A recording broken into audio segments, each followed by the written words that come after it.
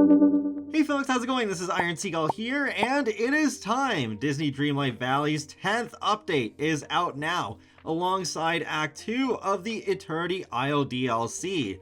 I'll be streaming the game within hopefully an hour over on my Twitch channel, but this is going to be just a little overview of the trailer and highlights of the patch notes and the new blog post. So without further ado, let's get into the new trailer.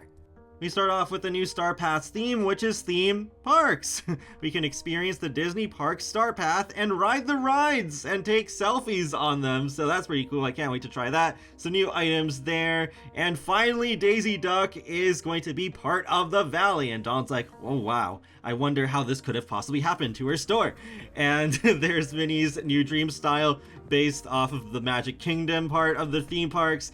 Next we have Daisy's Boutique, where you can display your Touch of Magic creations on mannequins, and while doing valley visits, your friends can actually get those designs for their own games. You can also do daily challenges with Daisy to unlock new Touch of Magic clothing and furniture bases, as well as exclusive items. There's also a bunch of new premium items, and I think my Moonstone wallet's gonna be way smaller after today, like those rides, and Hey from Moana's finally going to be a companion! And those tools also look pretty cool. And yes, Oswald is going to be part of Act 2 of Eternity Isle, so looking forward to having him join my game. And there we go, there's the key art for the new update. Now let's go into some highlights. So one big annoyance with the previous update is that the camera and furniture mode was kind of wonky, not as good as it used to be. And they were trying to do this to increase performance stability.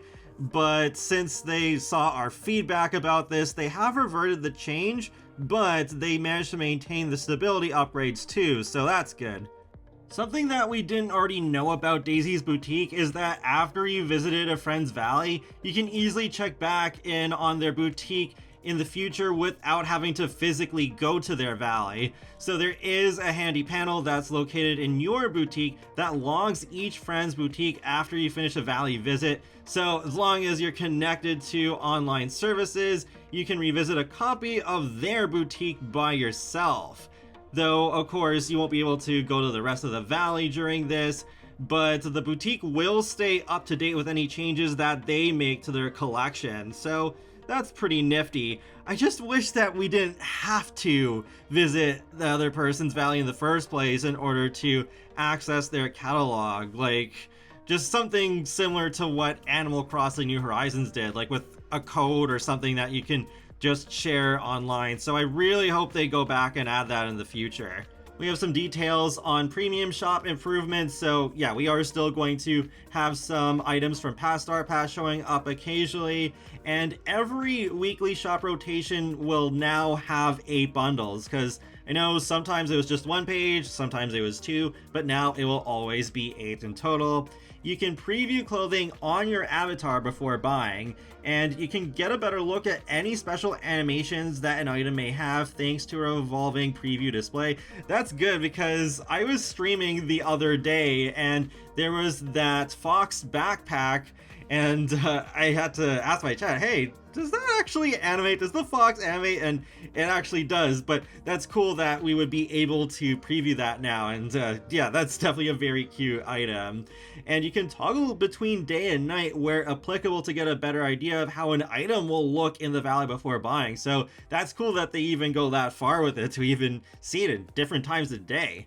Though on the other hand, I guess it would have made more sense if all these additions, well, besides the amount of items they have each rotation, to have just been there before the full launch. This feels like something that should have been added in early access, but oh well. We also have a few more details on what exactly to expect with Act 2 of Eternity Isle, so the story of course picks up from where we left off, where we'll search for the spark of imagination, and we will get 1 additional level to upgrade our Royal Hourglass too, so now it'll go up to 4 in total. There will be more ancient parts to collect, new furniture items to craft at the time bending station, new fragments as if there weren't already enough of those, and their associated furniture items inspired by iconic Disney and Pixar stories to craft, including Disney and Pixar's Ratatouille's Metro entrance. The other blog post even mentions King Triton's throne from The Little Mermaid, so that sounds really cool. And we can take control of the new dismantle and upcycle features at the time bending station to repurpose old ancient parts, fragments, gifts, and ancient cores into currency. You can spend those to craft other items within these categories. So I was wondering what those 3 icons were in the top right below the mist magic when we had that other trailer, so that sounds really interesting.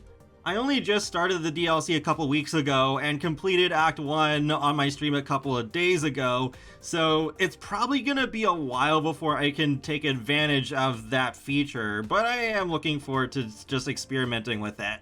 Make friends with new variants of the animal companions wandering Eternity Isle, albeit with a monochromatic flair. One other thing I'm really excited about is that we are getting more pieces for Scramble Coin.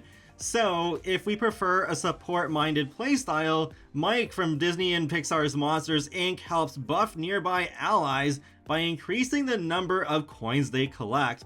Then there's Oswald. His unique risk versus reward mechanic allows you to move 4 times, so long as each move lands him on a coin. If he can't collect a coin on one of those moves, then his sprint is over for the turn. Can't wait for you to uncover the other new Scramble Coin figures and show us your bold new strategies. That's great. I was saying on that stream that I hope we do get more Scramble Coin figures, because most of the ones that we have now are characters that were already in the game. Like, there's some exceptions like Eugene and Forky and Cogsworth and Cinderella and Lumiere that are probably coming to the game in the future, but not yet. But just so that we could have more characters from future updates be included as part of it, because I am really enjoying that game. Level 3 is surprisingly difficult for me, but yeah, that's great. I'm so glad that they're doing this. I remember when Mickey gives you the tutorial, he hints at a Scramble Coin tournament, so maybe that will become a feature in Act 3. Perhaps how that could work is that you just have to do a few Scramble Coin matches in a row, and then you go and face off against the finalist, and then if you win that, then you'll get a bigger reward than usual. Maybe you get a few exclusive items through tournaments.